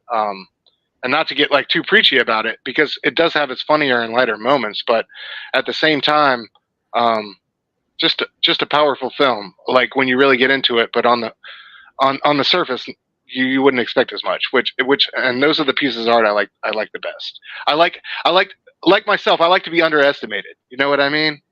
And I like pieces of art that you don't think, it didn't get, like, when this movie came out, it didn't get marketed like it should have. It didn't get the promo. I don't think the studio believed in it like it should have. The soundtrack still went to number 1 on the rap charts, but years later, we're sitting here talking about it like it's the gospel, and that's those are the best things out there for us to talk about and celebrate. So yeah, 5 out of 5 you digs for me. Very well put, Stu. Thank you, sir. Manny. Oh, it was all right. No, I'm gonna go 5. You Hey, dig? you trying to as steal my well. bit? I am trying to steal your bit, Brooks. It's a damn good bit. I'm using it. No, 5 digs for this one. I mean, if for no other reason, we've watched a lot of fucking movies on this. Now, to be fair, I voted for Dr. Sleep yet again in the poll. But we've watched a lot of movies. We have had a handful of conversations like this, right? I mean, we've had a ton of reviews that have been amazing. This film spoke to everybody on the panel. So I don't know how you could give it anything short of a 5 digs. So 5 digs for me. Speaking of stealing bits, whole shoe, I know that's you. Take that damn wig off and tell me what you thought of this movie. Wow. Hold on. So somebody starts singing some Weezer. I don't know any Weezer because I like good music. But somebody starts singing something. Let's see if he can keep himself from singing along. No. Why are these hoes kissing my girl? Why do Weezer. I have to front? Ford Mustangs. Yeah, it's the greatest. Tron. But Brooks, what do you give this film? We're giving John hope. Well, I mean, that's, I'm so as surprised as anyone, that I'll give this movie a 5 as well, because going into this, there's no way I would think that I would give Tales from the Hood a 5 you digs, but I mean, it did not disappoint me, and it surprised me in a lot of ways. I thought all of the stories were good, and the framing device was good, music was good. I have no, well, I mean, there's a few things, there's a little goofiness here and there that kind of doesn't work, but overall, this movie is it's a hell of a compilation movie. I think it's it's up there with movies Trick or Treat or Trick or Treat, as a movie that can actually pull off that kind of horror compilation thing and do it really well. And I think this movie is actually better than Trick or Treat, and really when it comes down to it. And I thought that movie's good too, but this movie, I think just the fact that I was so shocked by how good it was, this is what really put it over the top for me. All right. What about you, Steph? Where you feel? What do you feel? And where are you at? I'm going to give this one a strong 3.5. No, I'm just kidding. This one's a 5. I love when a movie, I mean, most things should have a message. Pieces of artwork should have a message in it, but it's a fine balancing act when it can have a message and not feel like it's shoving it down your throat, and I think this would work beautifully in that aspect. So I gotta respect that. And it's like Brooks said, I've seen this as a kid, but I didn't expect this to be so poignant and impactful as it was upon this watch. It's been a few years since I actually seen this. I was kind of shocked, but yeah, this is a classic for many reasons and for a good reason. I'm gonna give this one a 5. All right, you got a lot of 5s out there in the chat. I see from Two Gun, from everybody except for Joram, who forgot the Horrorfest rules and went 4.5, I believe. But Fable says 5 you digs with flavor, so I like that. That's your shirt, Steph. It's flavor. I'm like everybody else, but with flavor. Steph, that was the soundbite of the show for my money. I agree with everything y'all said, but with flavor, motherfuckers. I don't know what that dry ass chicken you were coming with was all right, but I better my shit. Oh, so good. All right. For me, I'm going to agree with the panel and say 5 you digs. I don't think it's a perfect film, but I have given many films that I don't think are necessarily perfect 5 you digs because of many things, including what they're going for, what they're trying to do, right? What they're doing within their budget, what they're doing as far as entertainment value, what they're doing as far as message, what they're doing as far as the subtlety of the message, special effects, the style, the music. Do they care about the music, or is it just something thrown in there? And like Jelani always says, is the movie rewatchable? This hits every single one of those categories. This movie is rewatchable. This movie is important. This movie is fun. This movie is gory. This movie is gnarly. This movie is fucking awesome. And thank you so much, PCP Army. I think, is this the first across the board 5 you digs for Horrorfest and PCP movie night this year? I think it might be. Maybe TCM 1, but even, I don't know. I don't even know, but we don't count the franchise reviews really because we're watching too many movies. But like, I don't think we all gave Elvira a 5. I don't think we all gave Captain Kronos a 5. I don't think we all gave Sleepaway Camp a 5. I know fucking Brooks didn't, you piece of shit. I know we didn't all give. What did we talk about last? The Brood. We didn't all give The Brood the 5 because me and Brooks were the only ones that really fucking understood that movie. So fuck y'all. Fuck the rest of y'all. Anyway, we all finally get it. Y'all all finally understand. And here's the thing, PCP Army. I'm always worried when we do these polls because I'm trying to curate the Horrorfest list for PCP. And I think if you really track our list of where we started and where we're going, I think this is the first time we've never dipped in quality. But I'm always nervous about these poll winners, right? Right? Nah. Y'all fucking killed it. Verno, fucking Bobby, and everybody who voted for this movie, y'all killed it.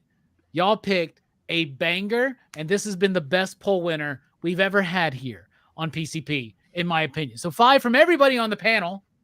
So that's a PCP average of 5, which means everybody on the panel is right, and you should watch it if you haven't watched it already. This movie is fucking goddamn-tastic. All right. Coming up here on Horrorfest, because we are halfway through. We're crossing that halfway mark. We still got all of October to do. How cute is it, everybody? When yesterday on all the socials, everybody's talking about, hey, it's the first day of Halloween. I'm going to watch 31 Days of Horror. We're like, you fucking tourists. Where the fuck have y'all been for 5 weeks, man? We're already on week 6 of Horrorfest, and it ain't stopping. On Thursday night, join Verno and the gang over at Blood Splatter Chatter. They're going to be talking about Deadstream. And then on Saturday night, over at Dylan's Horror Show, check out Dylan and the DHS crew as they talk about the David Gordon Green Halloween trilogy. I won't fucking be there for that. Just so you know, my thoughts, they suck. All right. But next week. Garbage. Next week here on PCP Movie Night, Argento arrives, everybody. We're talking about Opera from Dario Argento, usually considered his last really good, solid movie. I think he has changed that now with Dark Glasses. We'll get to that another day. Opera next week. So Horrorfest coming up this week, Thursday on Blood Splatter Chatter, Deadstream. Saturday on Dylan's Horror Show, Halloween Trilogy from David Gordon Green. They suck. And next week, here, Dario Argento's Opera. And here's your teaser for the beginning of PCP Movie Night in 2024. Seriously. Seriously. Jelani, thank you so much for being here. Final thoughts. Michael Jackson said, I'm starting with the man in the mirror. I'm asking if he'll change his ways. You got to. You got to make the world a better place. Take a look at yourself and make that change. This is such a great film. I'm shocked that it was this good. I don't remember it being this good. So I really appreciate this panel for bringing that out too. Brooks and I, and of course Manny, together, we do a little channel called Go Figure Reviews. This week we did a Whiplash review for the Masterverse figures along with Clawful. I forgot to give you those graphics, but take a look at them. Jelani, by the way, you kept my Clawful fucking weapon, so I need that back. Okay, ASAP, man. ASAP fucking P, bruh. I'm about to kick you off the show, man, if I don't get that back. Well, I'm just gonna throw it in the trash now. And it better not be some bullshit fucking 3D printed. I vacuumed it up. Sorry, brother. I took it off because like the neither one of us, Brooks nor I, had the weapon for the Origins version. So I was like, crap. Oh, y'all didn't have the weapon for your new Precious one that just came out a couple years ago, but I had the one that came out from fucking 30 years ago? Fuck y'all. I want my goddamn axe back or whatever the fuck it is. It's a mace, dude. It's a mace. I want my mace back. It's sitting over there in the corner, man. It's saying hi, and it's probably. I'm just teasing. Great videos, man. I checked them out, man. Thank you, Manny. Manny makes all of our thumbnails, by the way. Thank you so much, Manny, for putting those up. Yeah, Clawful was great, and Whiplash is doing better than Clawful right now, which is crazy. But that's a big old thing, man. That's a big old figure, big old honking figure. I love it so. So yeah, check us out. We got subscribers. Subscribe. Do the things. Hell yeah. Appreciate it. Stu, thank you for being here, man. I really appreciate you. I really appreciate you. Mute real quick. Mute. All right. Technical difficulties aside, you fucking slayed tonight, Stu. I fucking love you. I hereby dub you Slaying Stu of the PCP Army. So thank you so much, man. Final thoughts, bro. Unmute. Thank you, Robbie, for having me and for dealing with my technical bullshit. Hopefully we'll get there one day, but that's the mountain we all climb. Final thoughts, man. Yeah. I just want to echo what Delaney said. Look in the mirror. Try to be a little bit better every day. Take the time to laugh. I don't know, man. I had a great time being here for the first time, chopping it up with you guys. I couldn't think of a better movie to do it with. One that's from my childhood, but still, as with like the best works of art, still poignant as ever. Yeah, great movie, great time with you guys. Thanks for having me. Hell, mute. All right. Thank you so much, Stu. I really do appreciate it. Manny, thank you for being here. Final thoughts. Damn, this was a good time. This is a good talk. I love this movie. I love this panel. I love y'all. I have a channel. It's got stuff on it. If you want to check it out, check it out. It's there. It's no secret. I'm here all the fucking time. You know who I am. All right. But here's the deal. What I would like you guys all to do, if you could please go over to One Collection Down over on YouTube. My man's about to premiere the hashtag Blame Fable and his amazing friends show this Saturday, the 7th, with Comics Will Break Your Heart. It's going to be an amazing show. And I really, really need all of y'all to be there. But not just because he's my homie and he's got a show. I got a lot of homies. All right. Tagging in Instagram is hard. I forget people on the regular because there's like 150 of us. But I will tell you this much. The hashtag Blame Fable and his amazing friends is the best fucking pop culture talk show, bar none. Now, Robbie does 3 hours by himself, and that shit's fucking amazing. All right. That's a Larry King level show.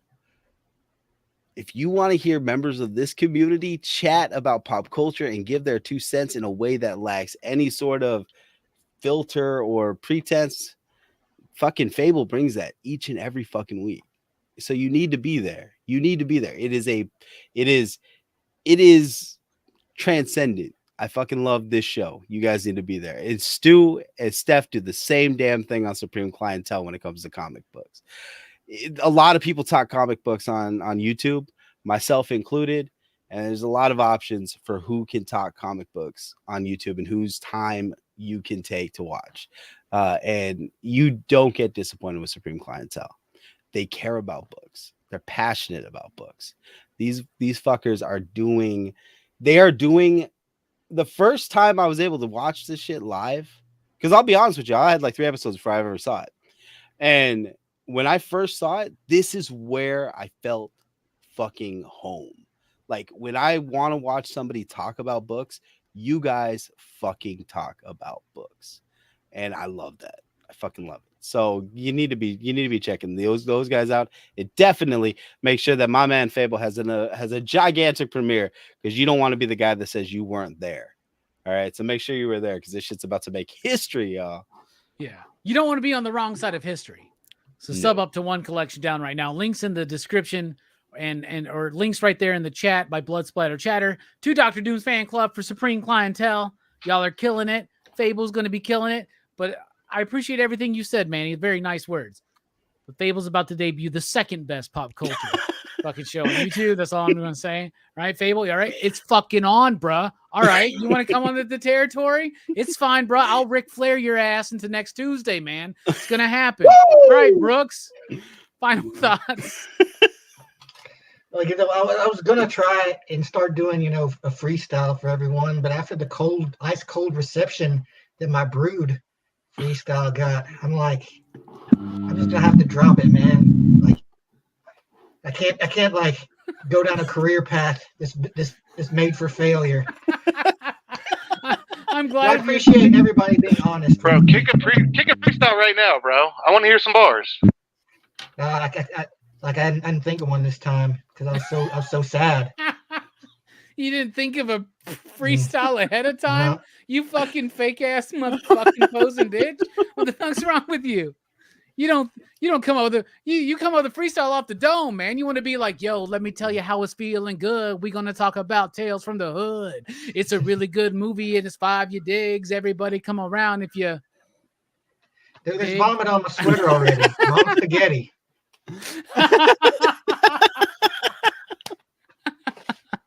Fuck yeah, man. Love everybody here. Steph, man, I love you. Final thoughts, my man. Take care. Brush your hair. Love you guys. Now you have to do it every time. The burden's been placed on Steph now. I wish this burden had never fallen on me. So do all who live to see such times. All right. What a great fucking conversation. We got deep. We got fun. We had a lot of fun, y'all. I love this panel. I love this show. It's why we do what we do. And do not forget, Deadstream on Blood Splatter Chatter Thursday night. Halloween Trilogy by David Gordon Green. Hashtag It Sucks on Dylan's Horror Show, which doesn't suck. But next week, Dario Argento's opera. We're doing Argento. That means we're going to have Brian. And it means we're going to have fucking Joe Corallo on the show. So it's going to be a great show talking about Dario Argento. And I'm going to be satisfied till we get through all of his movies, including the softcore pornography he did with his daughter. Oh, That was Phantom of the Opera. Phantom of the Opera. I have it on Blu-ray. All right. For my final thoughts, I'm just going to say, welcome to hell, motherfuckers.